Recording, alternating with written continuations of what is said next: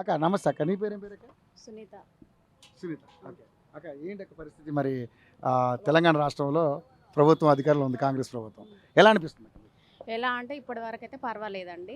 ఎందుకంటే వాళ్ళు గెలిచి మా అంటే 2 సంవత్సరాలు అవుతుంది. ఒక్కసారిగా డెవలప్ కావాలంటే ఏది కాదు. ఎందుకంటే వాళ్ళు కూడా బడ్జెట్ చూసుకుంటా అన్ని చెయ్యాలి కదా. ప్రజలకు ఆశ అనేది వాళ్ళకు అంతు లేకుండా పోతుంది, జనాలకు కూడా. ఇప్పుడు ఏంది, ఒక ఓటు ఏమని అడుగుతాం, పుణ్యానికి ఇస్తురా వాళ్ళు ఒక 5,000 10,000 తీసుకుంటారు ఒక్కొక్క ఓటుకు. ఒక ఓటుకు విలువే లేకుండా పోయింది. ఇప్పుడు రేపు ఏదైనా పని కావాలంటే ఏ విధంగా అడుగుతారు? ఒక నిమిషం ఫ్రీ అంటారు. అప్పుడు మనం సమాధానం చెప్పగలుగుతామా? ఈ ఓట్లు వేసేటప్పుడు మనం డబ్బు ఆశించొద్దు, డబ్బు తీసుకోకుండా ఓటు వేయాలి. తర్వాత నిలదీసే హక్కు ఉంటుంది, మనం చేయించుకునే హక్కు ఉంటుంది. ఆ విధంగా ఉండాలి. ఇప్పుడు ప్రతి ఒక్కదానికి డబ్బు డబ్బు డబ్బు అని అంటే ఏనుండి చేశాడు రేవంత్ రెడ్డి అయినా? మనం కూడా ఆలోచించాలి కదా. ఇది ఎంతవరకైనా కరెక్ట్ కాదు. ఇంకా పద్ధతి కరెక్ట్. మళ్ళీ వచ్చేది కూడా కాంగ్రెస్ గవర్నమెంట్ పక్కా వస్తుంది.